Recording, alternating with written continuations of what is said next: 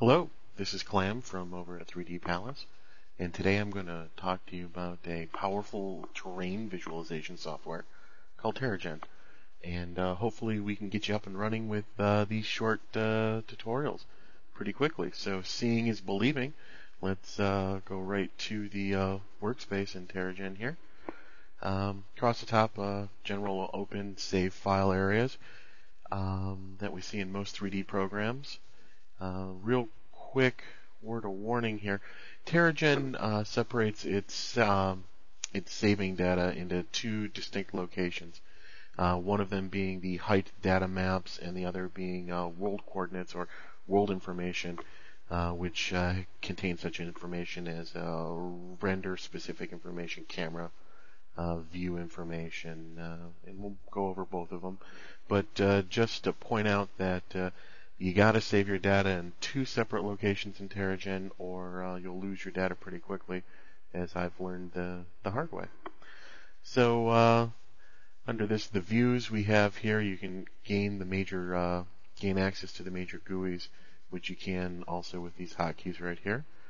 Under the Terragen heading, we can gain access to the scripter and also the preferences. The scripter just sort of gives us access to animation scripts that can be written for Terragen. You can animate almost anything in it, so we'll get to that hopefully in a later tutorial. But here's where you set your gamma settings, and I like to set my gamma settings in all my programs so that each one of them views the colors the same way. And you do that with the slider here. The little R here resets the default values, but there we go. And I guess we'll start off with the render control. So here we go. Okay, here we are at the render control. The first thing that we see is a preview imager. And Terragen right out of the box doesn't have any generated data or any loaded data set, so it renders absolutely nothing. And again, we can see here, this is a preview imager of the elevation data. And again, it's blank, showing a flat plane. And this little V here is our representation of our camera and our focal point, or field of view. Get real wide with it. There. Let's quickly load up some data that I've got already, and we can visualize it real fast. There we go. As you can see, a mountain there. Underneath the render preview, we have a sky and land button. That's basically turning the land and sky on for quicker render times. You can turn them off, or if you don't want to render, if you're just rendering a backplate and you don't want the sky rendering into it, you can just shut the sky right down. Level of detail here, slider. Now this slider here works in the preview pane and also in the final image render. It controls our level of detail. So if we have it down, our final render image here, bigger image, is the same level of detail. The previewer here previews everything in 24-bit color, just as this camera previewer over here does also. Here we have our render settings, and in the unregistered version of Terragen, all you have is a fast subpixel smoothing for anti-aliasing. In the registered version, you get some more bells and whistles, but you also get the ultra and the extended blending, which are both very nice. I have the subpixel smoothing turned off at the moment, and also the atmosphere and cloud shading turned down to get faster render times. So, but here, if we turn these up, we would get more realistic haze effects and shadow castings. Also, underneath the options, again, we can turn the landscape on and off, sky and clouds on and off. Backface culling much faster. What that means is when you're doing a backface cull, this you can also see in a lot of other 3D packages, is it's not displaying or rendering what's behind the immediate image. So we'll pull that to the side here. As you can see, if we follow our depth of field line and our target line here, we can see the wider height map, and then there's a valley here and another hill. What we're not rendering is, or displaying, is this information, what's behind the mountain here. So the image size, we can set it to any size. I do believe there's a limit in the unregistered version. I think it's 1024 by 768. But in the unregistered version, I guess you could go as high as your memory would allow. And then, of course, this is really nice, what you can set a memory allocation to how much memory Terragen is going to use for its rendering. And here we have image size, and this is our rendered image size. It's just another quick key to get there. And this is your animation submenu, which I'll go over in a little bit more detail a little later on, how we get to our plugins for animation. As you can see, I don't have anything loaded, where we execute our animation scripts and render multiple frames. We can view our last rendered image and save it. These are two little quick functions. Very, very, very nice. What we have up top here is we have our camera data for our image. We have different type of units in Terragen. We have our generic unit Terragen units, and then actual world coordinate meters. Depends on what kind of data set you're working with. If you're making data, right out of the box that you're going to be making your own, I tend to work in terrain units more than meters. But if I'm importing like a dem map, that's recorded in meters, and so it's a lot easier to work around inside of a real-world coordinate system. As you can see here, we have controls for positioning our camera, X, Y, Z. We can type them all in, which is very nice. Here's a fixed height above surface.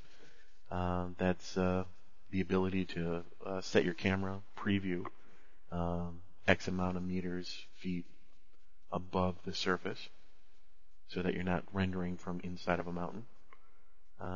Our target position, we can move our target position around the same way through real-world coordinates.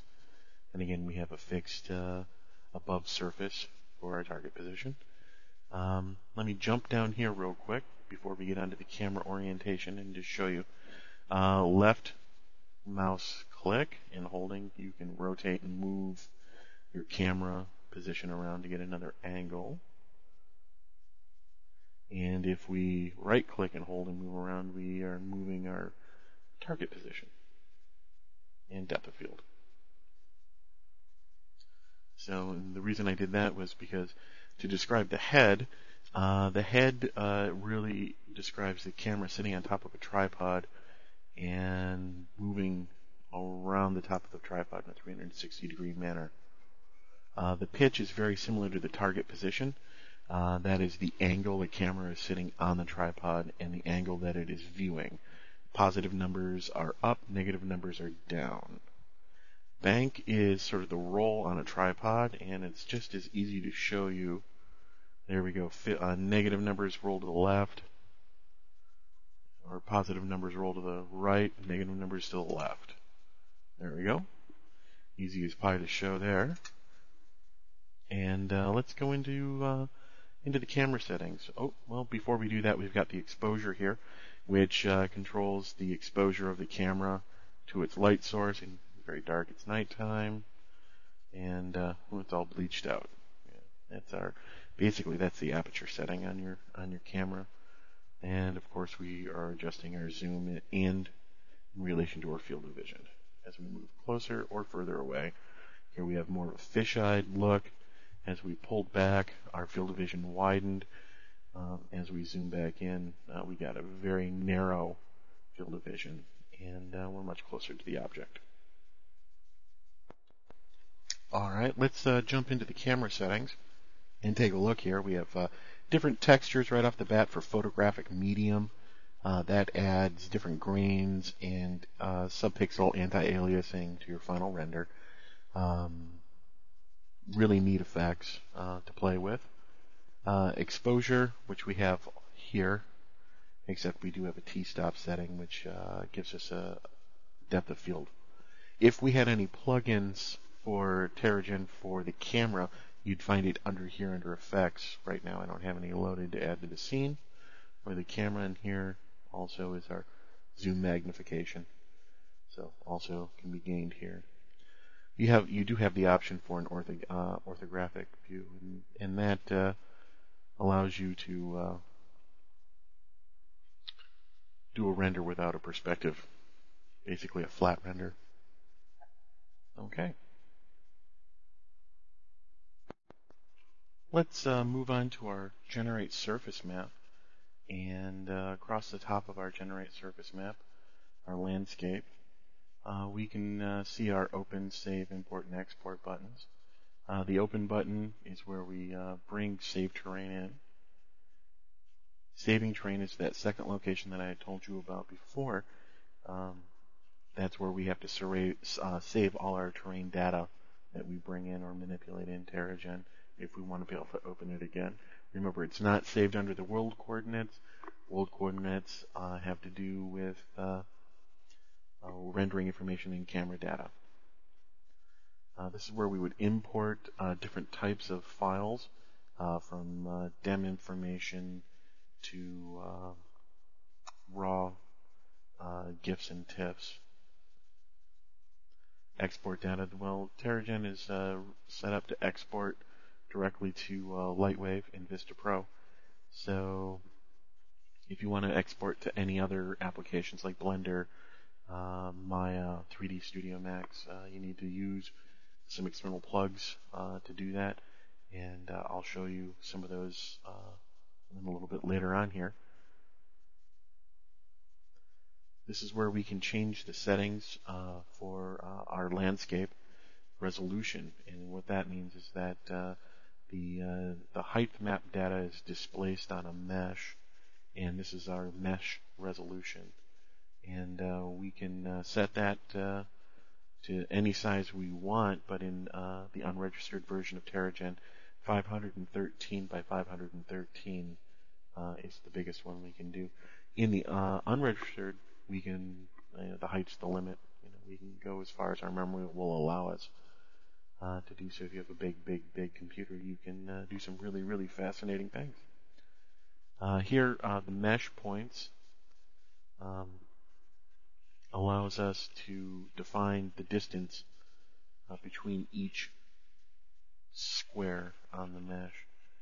That's really nice for syncing if you're doing some real-world data work with some DEM maps to sync the DEM maps data set to the displacement mesh.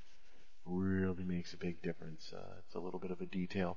If you're not interested in playing around with DEM maps, it's really not that big a deal. Here, this allows us to actually create a curvature to our displacement mesh to give it more of a realistic look. And we have some presets here. Okay. Let's move on to our generate terrain. I'm first going to jump in here and flatten our terrain and open up our renderer.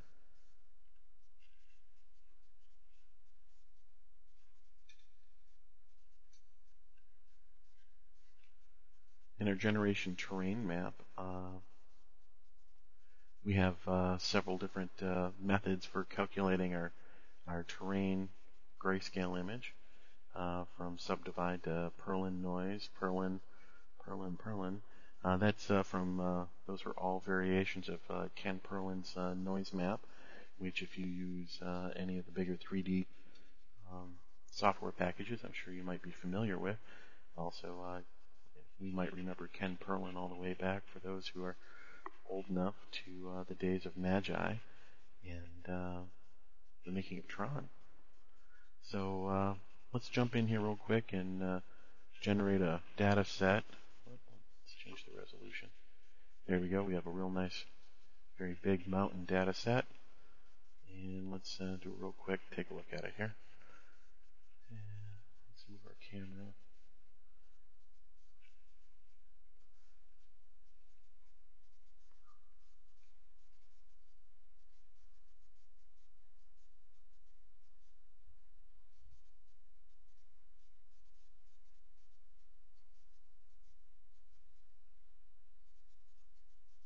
There we go.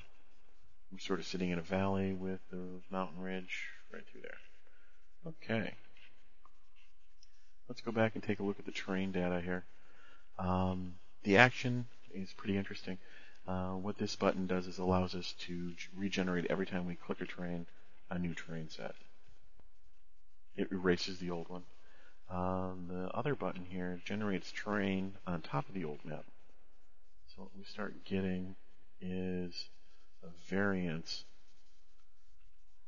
in averaging, in some cases, of data on top of the other data set, meaning we're adding more height detail. You can obscure your data pretty quickly with it, but it's a pretty interesting function to work with nonetheless. Under the settings here, Realism, in Terragen, what the Realism is talking about is the transition from a horizontal plane to a vertical plane, and how much rounding off there is in that transition. The more realism, the more rounding, the less realism, the sharper the angle, more craggy looking. Just means that there's more sampling data as we round the bullnose between the horizontal and the vertical. Smoothing is it smooths, generally just sort of smooths out the entire map, takes all sharp 90-degree corners and sort of rounds them out. Glaciation does the same thing, but sort of smooths the tops of the hills and the bottoms of canyons. And canyonism sort of flattens the tops of the hills and flattens the bottoms of canyons. And either one doesn't really do a lot on the vertical slots, but they sort of work in conjunction with each other. It's a push me, pull you kind of thing, and so there's a lot of tweaking there to come up with some really interesting desired effects. In another tutorial here, I'll show you some photos that'll help you get a better idea of what kind of effects you can get with tweaking on those. Here we have size features. We can change the size feature of the map, and in so doing, we're changing the amount of, or the size of our detail from very big detail to very fine detail.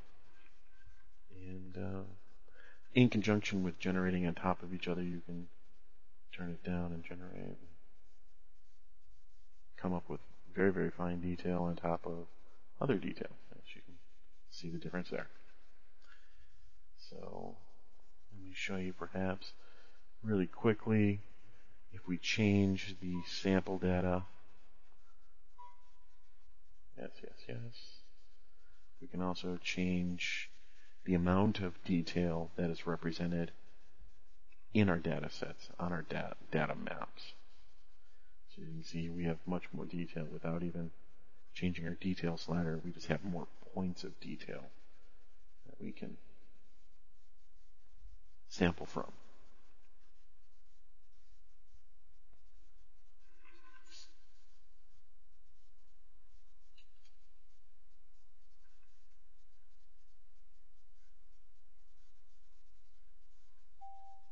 And there we go. It's all sampled out, as you can see. Pretty interesting. Okay, view sculpt mode. Again, here, let me go to the modify, clear, flatten. Well, the modify panel performs some interesting operations on your data set. You can set the range of your height.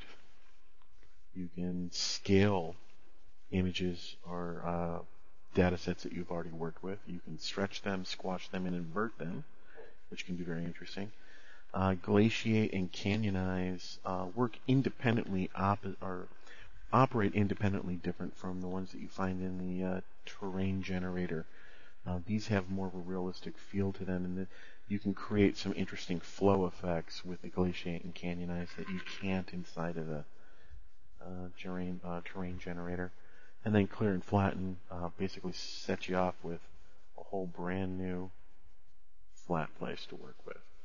Now, we're going to go under here, View and Sculpt. And in View and Sculpt, we can move our camera around with the left and right mouse buttons, just like we could in the, as you can see in the other preview window. Another thing is we have tools to play around with. Left button on the mouse creates higher elevations, right mouse button lower. We can adjust the size of our tool, and we're going to adjust the amount of effect. So there we go. You can sort of paint the terrain as it is.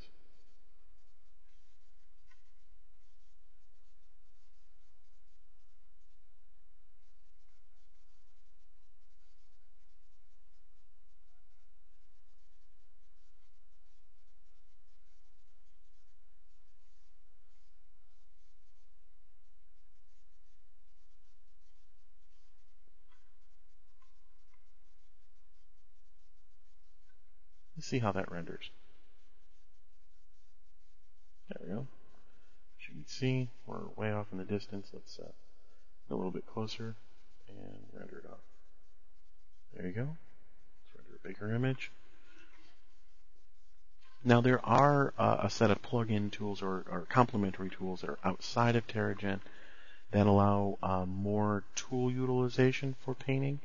A few plugins for creating TJ maps so that you can export to your favorite editor, may it be Paint, GIMP, or even Photoshop. There we go, that's rendered, and you can sort of see the mountains of data that I've created here.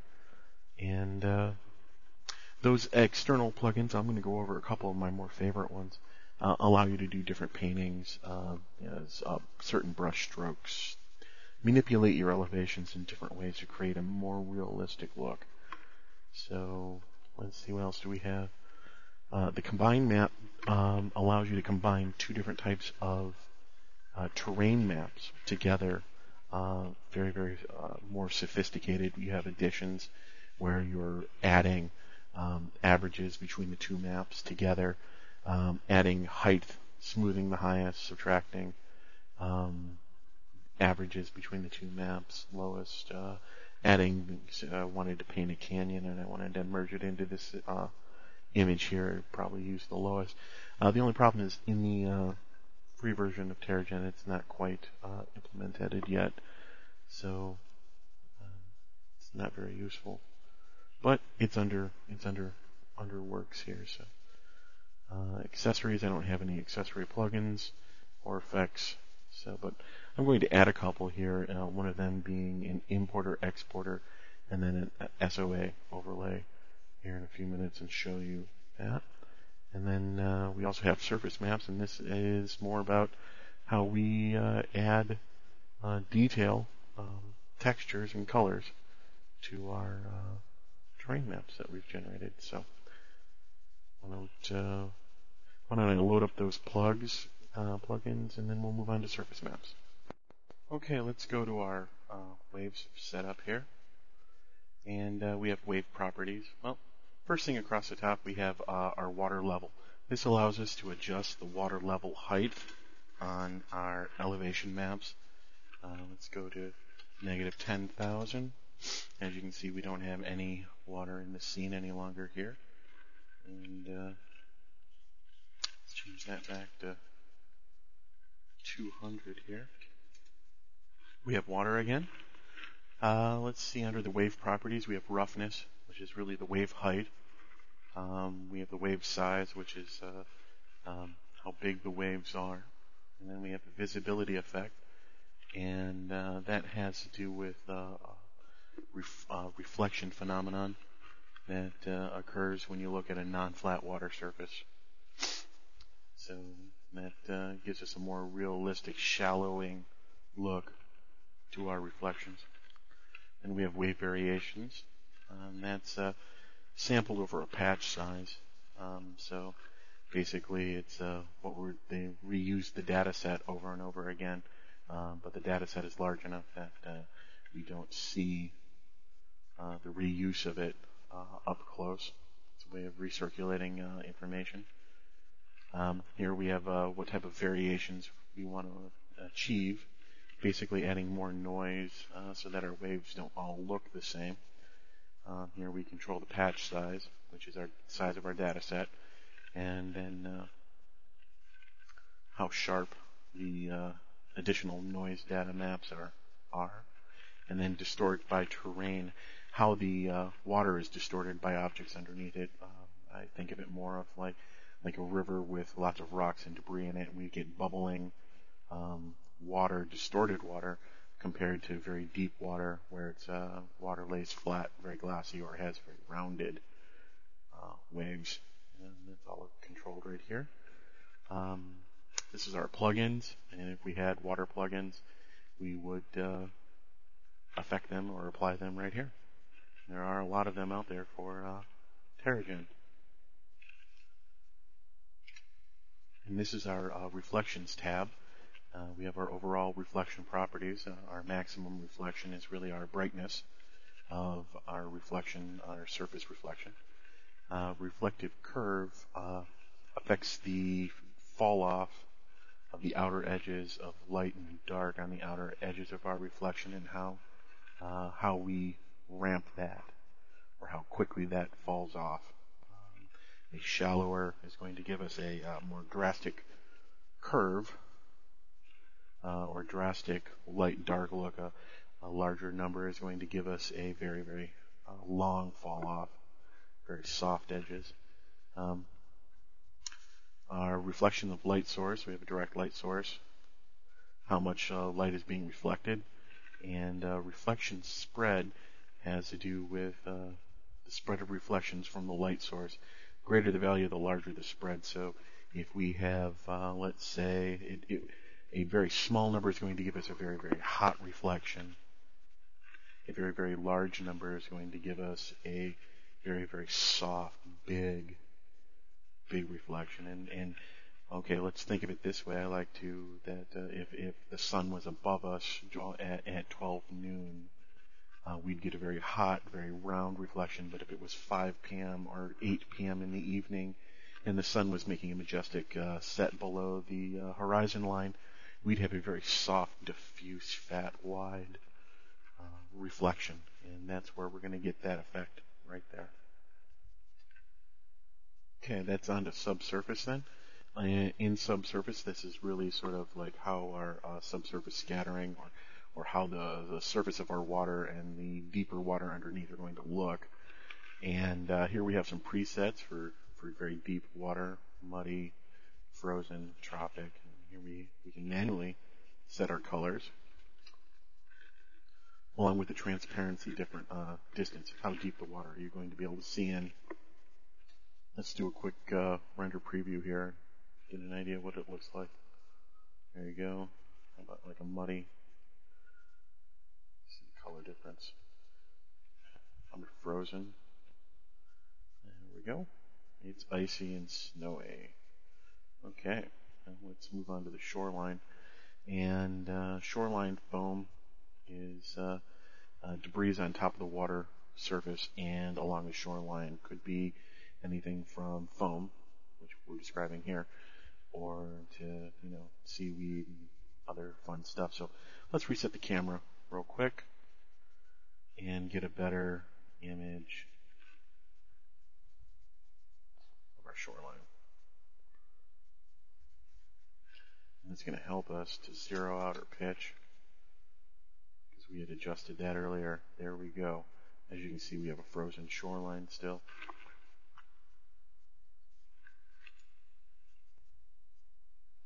And what we have is ice to open water. So let's go back real quick, change that back to tropical, update the map. There we go. There we go. Let's go to shoreline. Foam density is how dense the foam is, and we have different colors. Scale and meter, how big our foam, how big the foam is. Number of peaks, 20. We have some advanced settings, so Let's do a real quick render at 50% foam density. See what we get. It's really tough to tell, isn't it? Let's try this.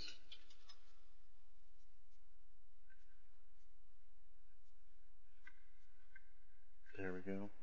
Okay, I rendered off a larger image of it here. 100% foam density. And it's hard to see in the smaller image, but here's our foam. There. See it around the edge. And then here's our transparency depth from our subsurface. We can let's make that a little bigger. Update the map. And see, we can even tell in this image here that our transparency depth goes much deeper. That looks like water you would see in Lake Superior. Very deep and clear water. Let's change our meters to 20 and to 40 and get an update and rendering it. Okay, what we see here in this image that just rendered off, we've increased the distance to 10 from 10 to 20 meters. We've now come off the rock face and we have foam on top of ripples. So we have waves coming in and we can see our foam floating on top of the waves. And number of peaks to 40, and I think that's going to be our jagged edges. So there we go. That's foam for you. Under the advanced settings, peak spacing, how the distance each ripple or wave coming in, I think is what we're talking about here. Let's find out. Okay, I changed the peak spacing under the Advanced tab from 10% to 30, and what we really do have here is bigger patches of foam further away. So that's just another way of adjusting our foam coming off. Now, what it looks like here is if we could add some brighter texture to the top of it and make it a little more, I don't know, granulated looking. Change the color to an ice blue. And we'd have small icebergs floating in a chilly Nordic Ocean. So, where we got warp scale, breakup, how much the foam's going to break up, how much interspersing, all just tweaking factors of the foam factor. Pretty groovy stuff. Okay, let's move on to take a look at our clouds. Okay, here we are in our clouds editor. I'm going to first turn off render land, and I'm going to change our pitch of our camera so that we've got a really nice view of the sky here. Okay, back to our clouds. Let's take a look here. Okay, let's take a look here at sky size. That is the actual size of the sky. You can make it bigger or smaller. What it really is the most useful for that I've found is to, in certain times when you're rendering, you set up the camera and it sort of falls off where the sky is actually mapped to. That's where we can tweak it. The altitude is where the actual cloud or where the cloud formations are. You can bring it down so that the clouds settle into a valley and we only see exposed tops of mountains, or we can actually cut the top of mountains off so that we're, constrained to only looking into the valley with a capped cloud layer. The 2D and 3D clouds. 2D is the original cloud mapping that shipped with Terragen, and is slightly faster than the 3D. The 3D has, I'm assuming that it's like a modified Perlin. It has a third dimension mapped to the height map of the clouds. The way to get a better, to get more accurate looking clouds is going into the render image or render settings and work with cloud shading. So in most cases you can pull off 2D pretty well and ramp up the render setting and get a really nice look. Okay, the depth and thickness here really affects how dense the clouds are in our renderer here. Now let's take a look. Previewed it at 2D at 6. Let's change that to 16 and render a quick preview. You can see that they're slightly darker, heavier, more rain cloudy. Let's go to 3D, and we've got more disturbance, shadow mapping. Back to 2D at 16. And let's try to render a thickness value of 0. And they're just sort of streaky. I'm sure we'd see that more in the full rendered image. Let's try it to 50. And, super dense, thick. More rain cloud look, heavier. So that's the depth and thickness. Drop that back to 8. And here we have is edit color. And it says cloud and haze color, so they're linked together. So modifying these modifies both the color of the haze and the clouds also. So you can get some really weird anomalies in there. And but you can actually give it more of a darker rain cloud look, if you want, or even green for that matter. But white's my favorite. Under the generate cloud here, we have persistence, which is you can adjust them by slider or you can adjust them by value here. And what persistence really adjusts is how many smaller clouds can be generated. Large negative values move to very fluffy, smooth, cotton candy looking clouds. And large positives give us a scattered cloud effect. And large cloud size is very, very similar to our generate terrain features. It's really the size of our noise mask. There we go. And with the persistence, you can see that. Now let's generate clouds now. There we go. That's a really classic. See, we got a big poofy cotton candy looking, and here we go with more jagged roughness, and then we change our persistence and make it really crazy looking. And render preview. There we go. Off in the corner there. We do a large render, we'll get it there. There we go. And you can see the clouds there. Okay. And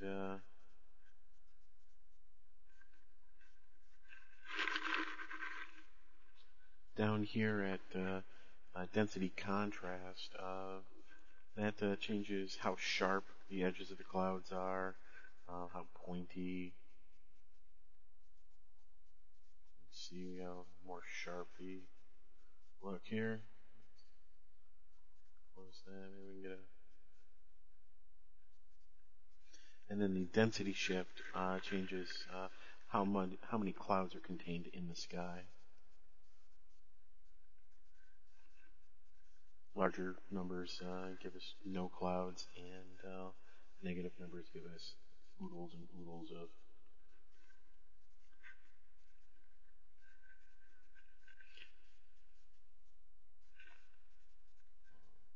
Oodles and oodles with positive numbers. Negative numbers move us towards the no cloud guy. So, also it's a push me pull you kind of thing.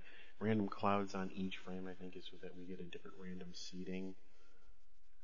And then how our clouds are affected by light and darkness. As you can see, all I did with the super cloudy scene there was really change, darken our clouds up a little bit. And that gave us that effect there. So yeah, again, there's a totally overcast looking front coming in there. So clouds are sort of a push me pull you, like I said before. A lot of little tweaking, you can get really good results.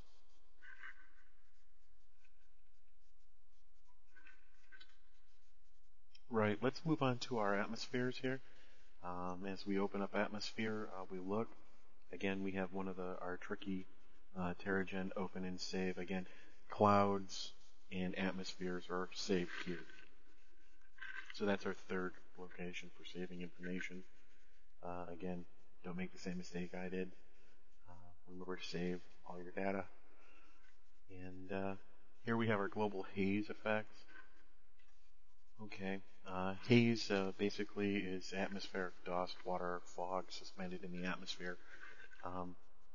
And here, where we can change our color of our haze, we also have the density of how much particles are suspended in the atmosphere, and then a half height. And half height is sort of you would scratch your head and wonder what it is. It's the density of the atmosphere components decreases, the altitude increases. So it's sort of a gradient ramp that we're looking at. And what that is its particles are going to be more dense towards the bottom and very, very light at the top. And this is how we can affect the scale of how they look in between the 2 points.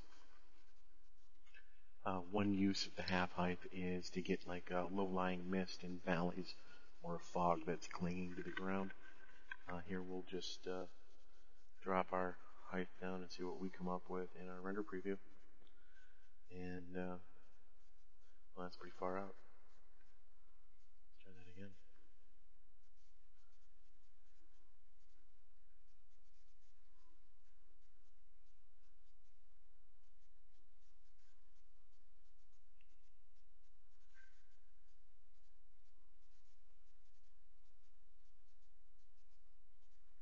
There's our thicker density. And let's bring that down too low. There. Let's grab a bigger render.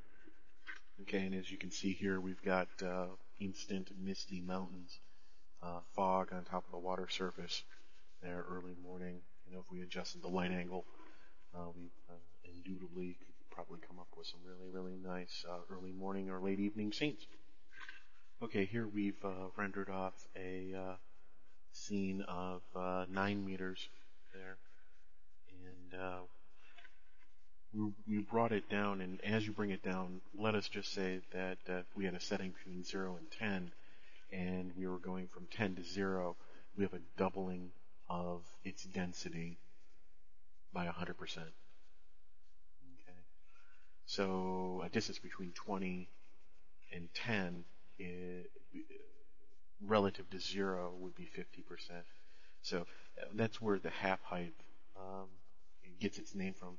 The fog is getting thicker and thicker and thicker as we bring it down to 0 to almost solidified sets of negative numbers where it would be not permeable by any light source.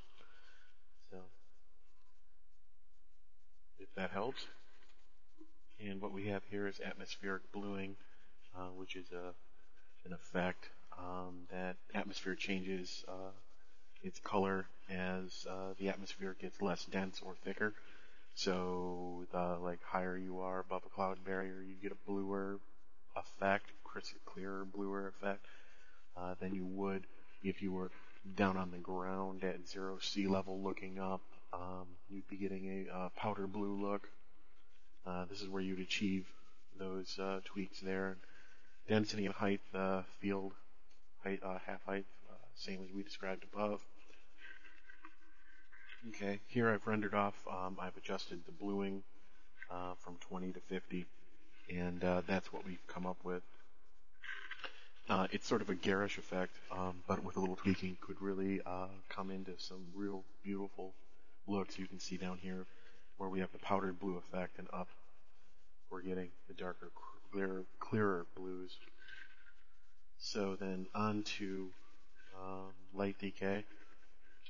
So as when light passes down through the atmosphere, we get a scattering or prism effect. The result is a reddening, and this is where we can adjust that here.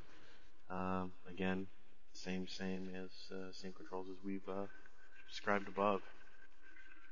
So it takes a little bit of playing, but let's do a render preview here, and maybe we'll get there we go. And as it's hitting the heavier particulate layers, is where we're getting the scattering effects, thickening of the atmosphere. Think of it that way. Our atmosphere has 4 distinct layers to it, and you can easily apply them here for photorealistic results. Okay, so let's move on to the lighting. Okay, so with the lighting conditions here, again we have open and save. Here we have a sun map. It allows us to change the angle of the sun from setting to rising, and then its orientation to the ground level. This is almost perpendicular, casting lots of shadows at an early morning to high noon. And the reason I had mine set at a very high noon look is because I had lots of mountains around me, and it was pretty difficult to actually see the terrain in the beginnings of the tutorial. Here we can cast terrain shadows, have our clouds cast shadows, shadows in the atmosphere, shadows on water. These are all things that, of course, are going to lead to larger render times, and I would probably have them turned down or turned off while I'm creating my terrain, but then bringing them back in as I build in my details. And of course, lighting is a texture to paint, and this is where we're going to do it. Sun heading, we can also type them in. Sun altitude, we can type them in. They're basically transforms for these areas here. If we had lighting effects plugins installed, we'd manipulate them here. And again, with accessories, which I don't have any at the moment, but there are an awful lot out there. So we will cover plugins at a different point here. But let's move on to the direct sun. Actually, let me step back just a second here and talk about atmosphere and shadows for a second more. What that's going to allow us to do is cast shadows from terrain into haze, so that a common effect with that would be a dusty room with a window, and we could see the light rays coming in here, a very volumetric effect. And that's what that is going to do here, but it's going to really load down your system. Again, that's a final render effect. So back onto the direct lighting, direct sunlight tab, and here we have specify sunlight color, and that's going to allow us to change our color. Like in the morning, we have a very distinct red, yellow, amber color. Same as in the evening. When the sun is directly above our head, we have a more whitish, yellow, whitish color to it. And that's we're going to be able to affect that along with the sun's strength. This allows us to reset the values for the entire tab. How much the effect of the atmosphere, basically, since if we had a haze set in there, how is that going to affect? How does this is going to affect how the sun is going to penetrate our haze in the atmosphere, and then setting a color. Sometimes we have a different color effect after passing through specific materials, and that's where we set that. Where clouds cast, this allows us to actually change the photorealisticness. Perhaps an idea would be shadows or sunlight passing through water. It's going to have a dramatically different effect on the casting of the shadow. It's going to have a non-uniform shadow cast to it, and that's where we're going to get that effect.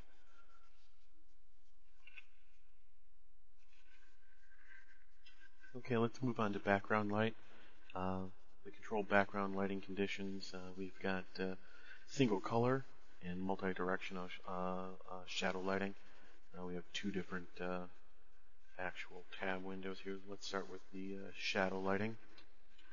Single lighting allows us to control color of the illumination of shadows and its diffuse properties, percentage of how diffuse the shadows are, controlled either way, a slider or a percentage value, and we can change the color.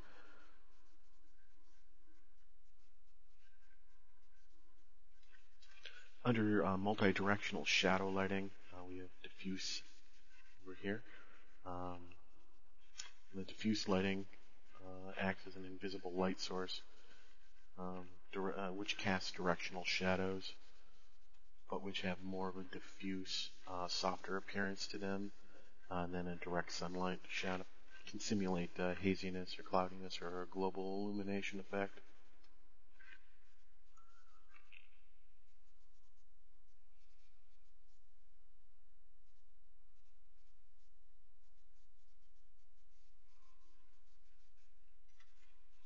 And the reverse light here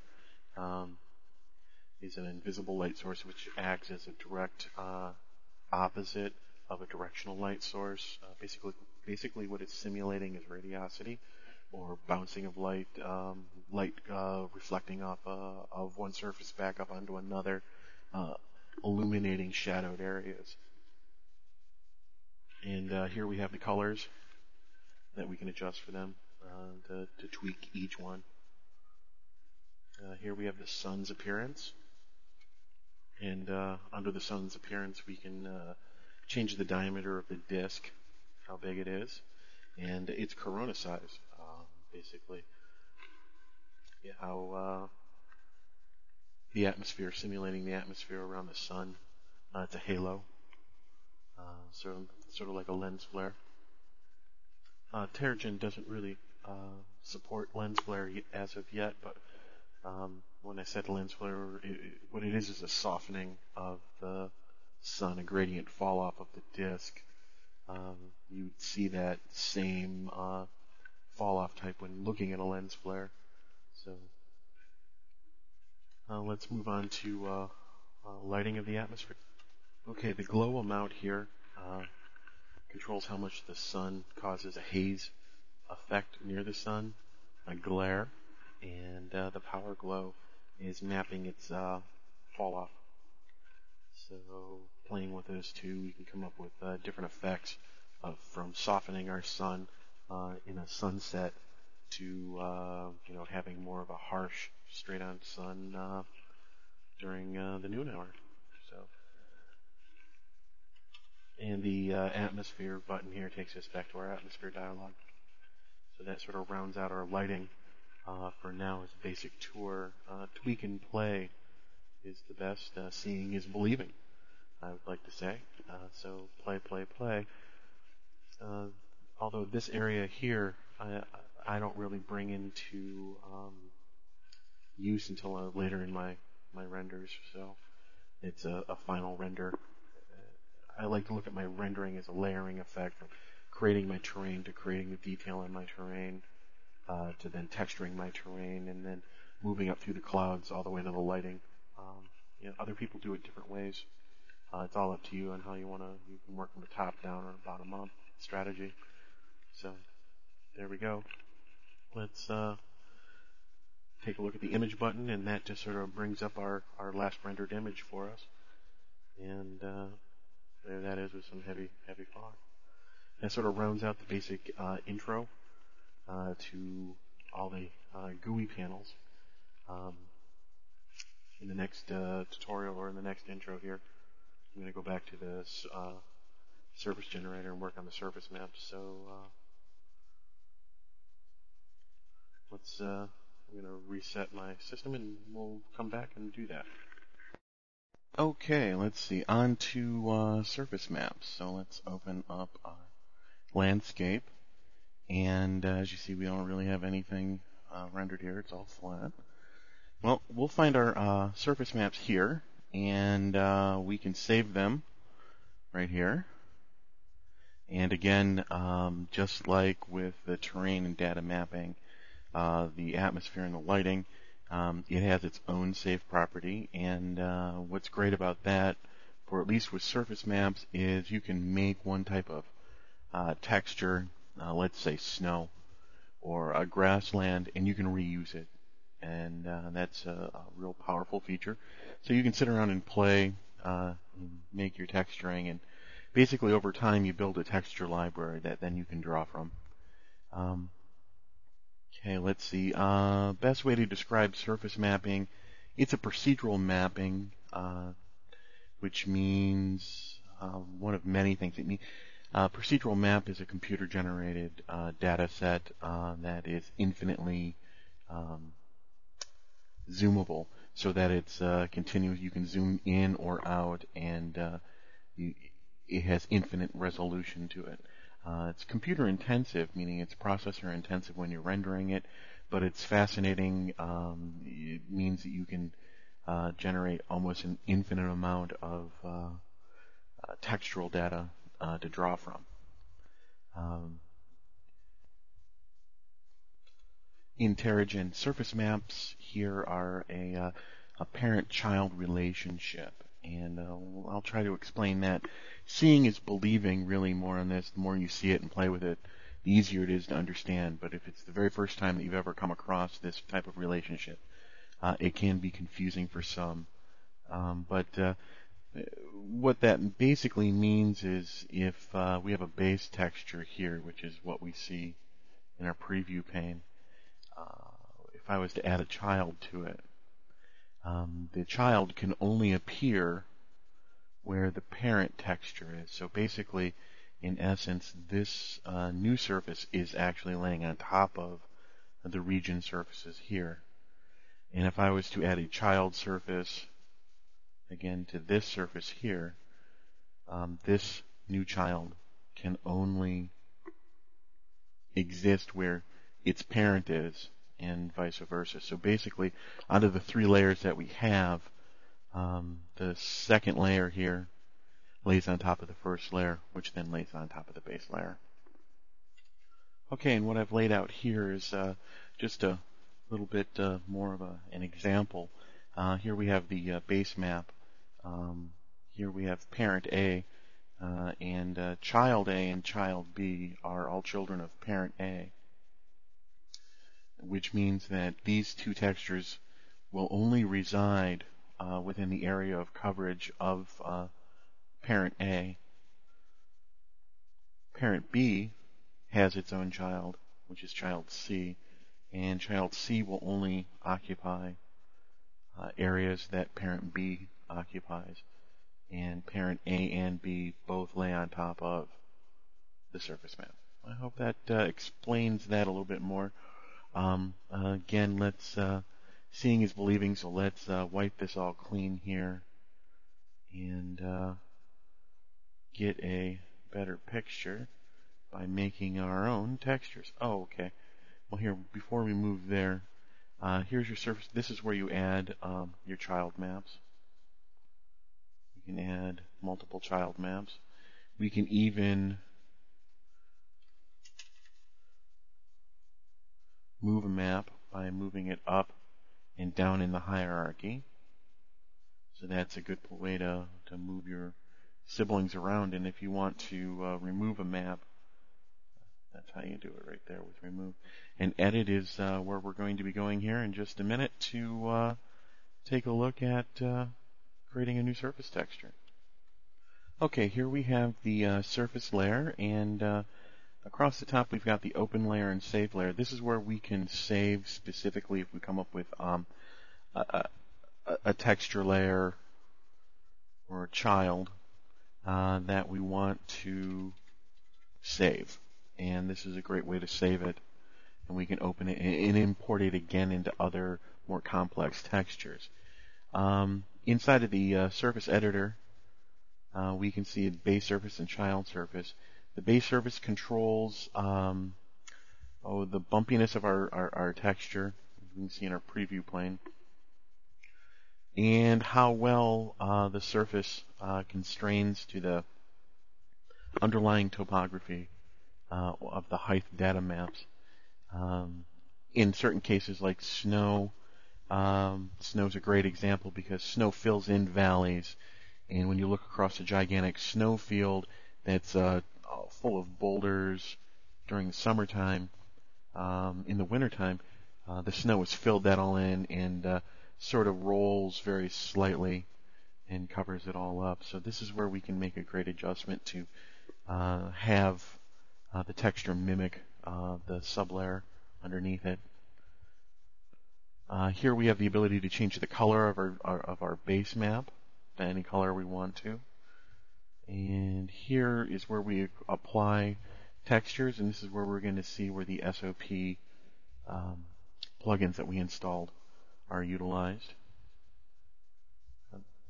Here the shine, luminescence, and all these other texture maps are not implemented in the free version, so they're shut off. Distribution presets are also not implemented yet, but here's a sort of a preview of what areas this color from our grass texture is going to cover. And this is the advanced distribution. This is where we have the ability to restrict areas of coverage. So in our parent-child analogy, where the child only appears where the parent is, this is where we have the ability to constrain where the child, or open up where the child has the ability to move on top of the parent map. There are two major constraints packaged with Terragen, and one of them is altitude constraint, and that allows us to set a maximum altitude something is going to be appearing in, or a minimum altitude. So something that appears below 100 feet or 100 meters, or like snow-capped mountains that only appear above the snow line, which would be, I don't know, 800-900 meters. Here we have the ability to either fuzz our mask out or sharpen it up. That just sort of is really a lot easier to see how it works, but that is a gradient ramp on the edge of your mask, blending it into the layers underneath it. And here we have the slope. And with the slope, again, just like with the altitude constraints, we have a maximum slope and a minimum slope. We can set, as you see here, something that's very, very flat, or something that ramps up a little bit. Or we can add a minimum slope so that we can constrain something only appearing in vertical or close to vertical. And again, we have sharpened fuzziness. So this would be a great, grass is a fantastic example of all this, since grass doesn't really cling to anything more than 45 degrees. You would look at it as being able to constrain it to low-lying areas, and then also grass as we know it as green and fluffy has a maximum altitude to it, where it may only be 110 meters or so. I'm not a metric man myself, so meters are really sort of weird to me, but there we go. So it's a very low, 10 meters, 100 meters. It's all the same. There we go. So basically that would keep the grass down low to valleys and restrain it to being on flatter surfaces. Again, seeing is believing, and we will go there in just a second. Okay, the coverage here talks about how much coverage there is on the map of your specific texture that you're working on. More of it, the more the white, the more coverage, and less of it, the more black, the less the coverage. And then the fractal noise is just a way to, and I guess it's it's a Perlin algorithm that is sort of breaking up the texture and giving it some randomness that we want to, we'd like to see. Don't want everything to look too proportionate. Scale plus depth, that's a more advanced, best of my understanding at the moment. I've played with it, and what I get out of it is that it's a more advanced tweaking of mimicking the terrain depth. Again, it's once we see it in action, I think it's going to show it out here a little bit better. And then again, we can plug in image constraints, like an SOA image or a strata overlay, creating all those really nice layered formations. we like to look at. Child surfaces right now is not implemented in Terragen in the free version, so it's no reason to go there. Either that or it's still under development. Again, same with the distribution. So we're really just going to be playing with our base layer and our advanced distribution. Let's change this color to green for now, and let's make it a very obvious color for us to show up. And let's close that for a minute and render a preview. There you go. You can now see that our grass is on the map. Let's change the pitch of our camera to there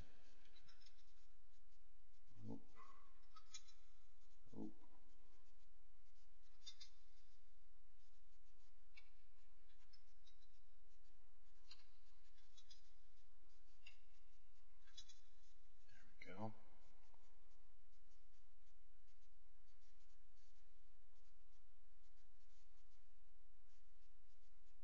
Sort of looking down more at the map.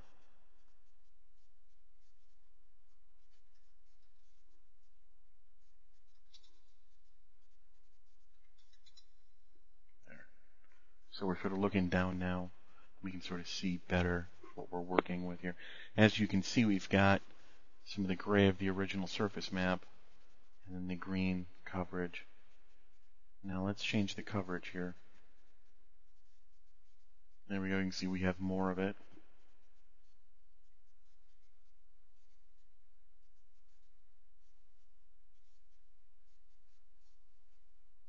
To none of it.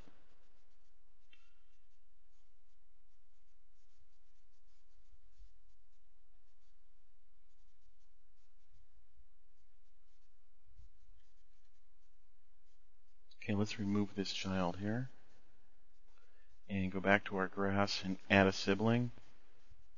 Oops. Oh, shoot. Okay, just got to remake that. That'll be simple. Let's make it smooth. Make it a garish color of green. Well, here, let's just make it dark green this time. There we go. And call it dark green. It's always good to label your name of your surface maps, because it does get confusing when you start getting 10 or 12 of them together. It can be very difficult to keep track of who is who. Let's render that real fast. Okay, we have dark green. Add a child. We're going to call him light green. So these are two different grasses. We make him light green.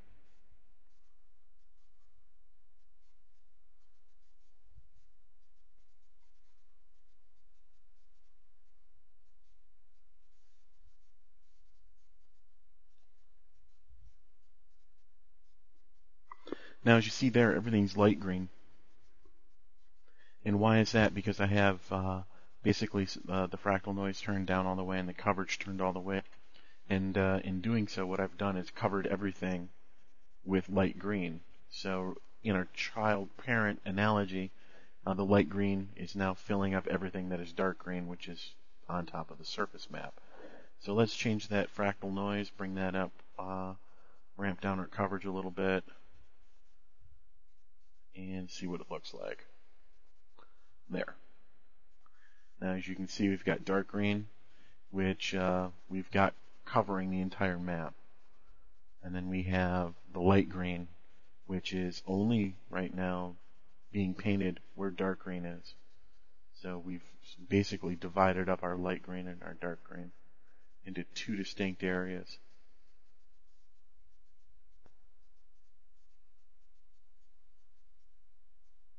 Now let's change the coverage on the dark green here. There we go.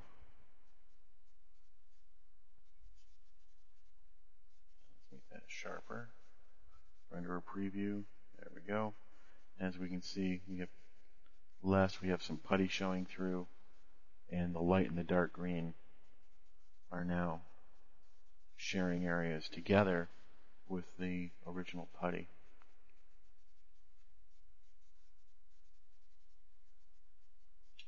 Okay, what I've done here is I've changed our camera angle and rendered off a big image.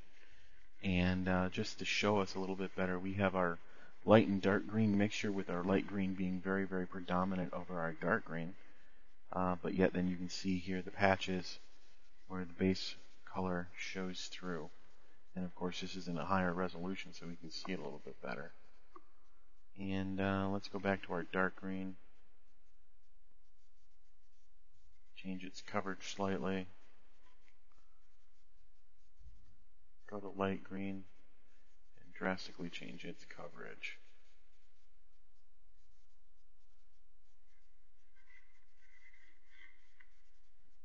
Sharpen that up. Render a quick preview. Yes, that'll show us. Okay, let me render a bigger image. Okay, and it's done, and this is really, much sharper, really showing. Here we have our light green grass and our dark green grass mixed together, and as you can see, the light green is only appearing in areas where the dark green is, and we don't have any light green outside of the areas.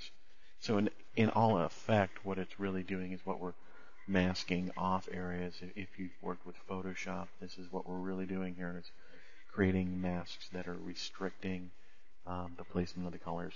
So why is this interesting? I guess you're probably going to be asking.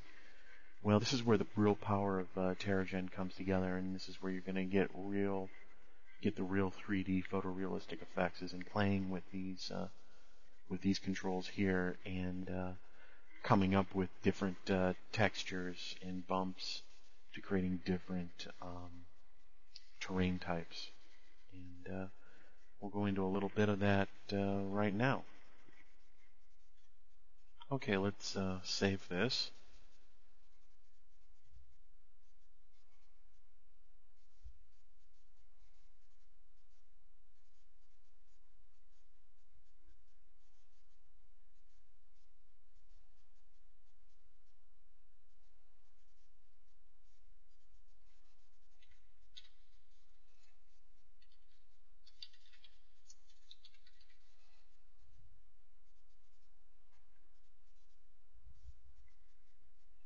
And let's go to the terrain generator here and whip us up just a real simple terrain. There we go. Let's see if we can get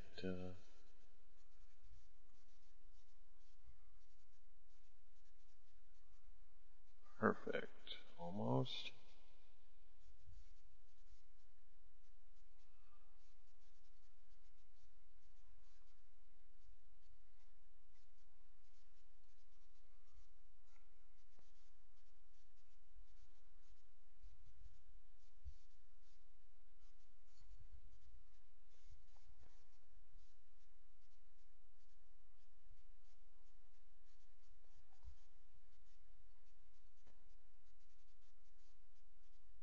There we go. That'll be perfect.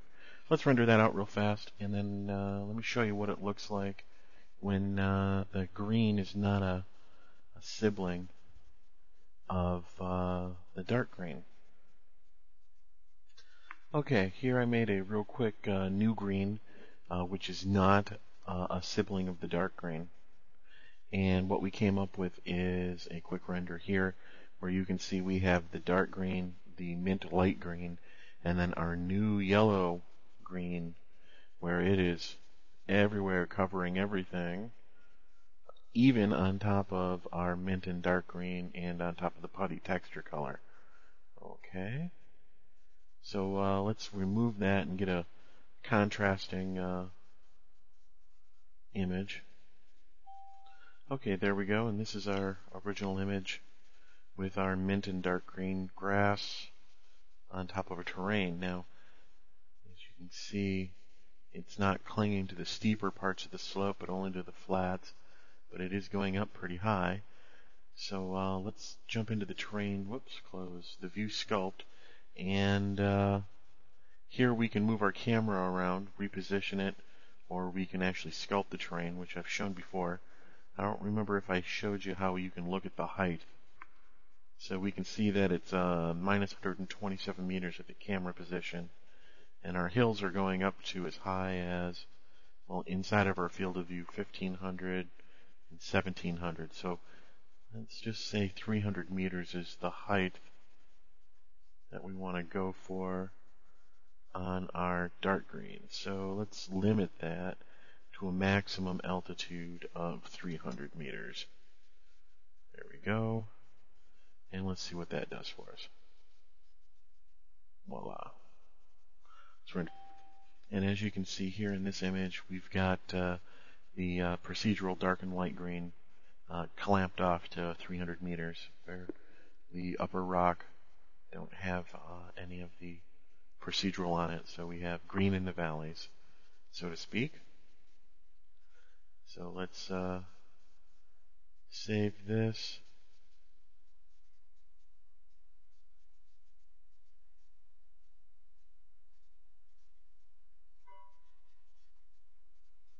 And move on to making some snow. Okay, let's go for a snow effect here.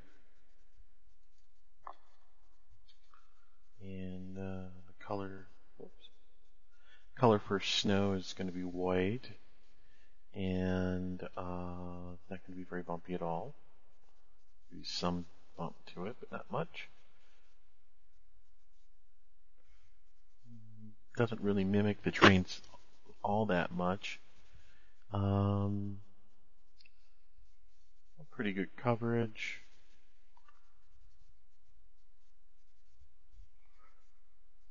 Minimum of altitude of say 800.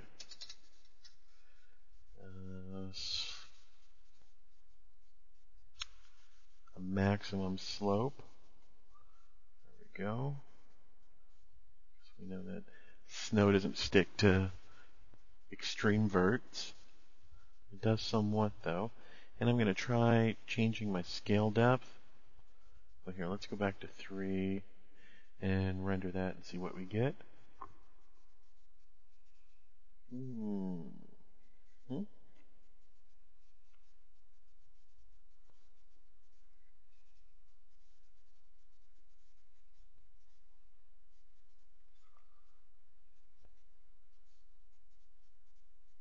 we go, we're getting some snow in there now. Mostly because of the sharpen that up a little bit. Mostly because that's so vertical.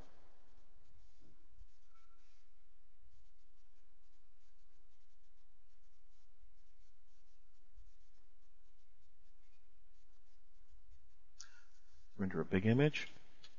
There we go. We've got some snow to the sides. I'm going to fuzz that out because I don't like how it's so sharp there. Render the preview again, a little bit better. Let's do okay, even better. There we go. We've got snow up on the sides there. And let's see if we can change how the underlying terrain affects the snow and make it more bleeded,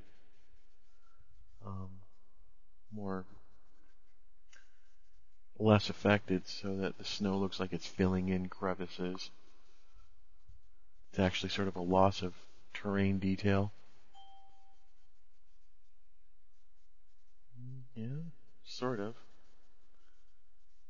It's sort of hard to tell where my camera's at. Let me move the camera. There we go. Shoot off over there a little bit. There, we can see some of the green fields. A little bit more of the snow. Okay, there we've got a better render there. You know, if we made a little more coverage of the snow on the ground there, or of the green grass, and then we could also apply something right in here. We could even make the snow a little more thicker, but this is just a quick introduction to showing you what you can do with it. I was thinking maybe doing a full tutorial where I'd tweak it all out. But let's try this. A little more snow coverage. There we go. And those are those are some snow-capped mountains there. Okay, I rendered off an image of that. You can see that we've definitely got more snow coverage over the rock face. I think it's a real sharp line there that needs to be blended in. And but that's just showing you what you can do. There's a lot of playing involved, a lot of rolling up your sleeves and getting dirty. And save, save, save. That's what best I can say there is when you start generating things that you like, start saving them so that you start developing your own texture libraries that you can go back and load into scenes and then retweak depending on what your scene is. So that's a quick coverage of texture maps and or surface maps in Terragen. So another thing to cover in here would be applying a photographic map, and that would be as easy as showing you the SOA image overlay, and that is you have to tweak it to the size of your terrain. In our case it is 257 by 257. We have these overlay types, total overlay where it replaces the entire image, which is really like just slapping on a Photoshop image. And additive, where image colors are added to the terrain map. That's where we can adjust our heights in certain locations, or we could just add the colors. Transparent where black is ignored is an interesting one where you start getting some neat effects where you can use black as a negative space, and if you're using it for like a texture relief, that's the one you're really going to go for. And the subtractive is pretty interesting because you can actually take things out of the image with that. Everything has to be imported as a BMP file, so no JPEG support at this moment. And then tiling. You have to tile your map depending on the size that your map is to gain the resolution that you're looking for. It tries to originally stretch your map to 257 by 257. So if your map is smaller than the terrain map, it will stretch it to fit your entire terrain, so one image is overlaid on the entire terrain. Tiling it allows you to make that image repeat multiple times, thus making the resolution better. But your image at that point needs to be tileable, so you don't have seam lines. So there may be some photoshopping involved to get your images that you want to use as texture maps prepared. So if you want to, and this is just for color or image, and the predominant color that you have will override your image color. If you want to use it as a area with constraints to your height and slope, you would add your SAO here, and it has to be in black and white. There are some very, very neat plugins out there and conversion tools to take images from Photoshop PSD files and convert them to TGAs that can then be imported into Terragen so you could actually go photoshopping to your heart's delight if you're a photoshopper and create some really fantastic detail work. So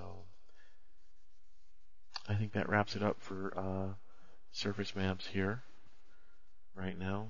I think I'll do a tutorial coming up on the how to import and export Terragen files into some of the other plugins. Okay then. Until then.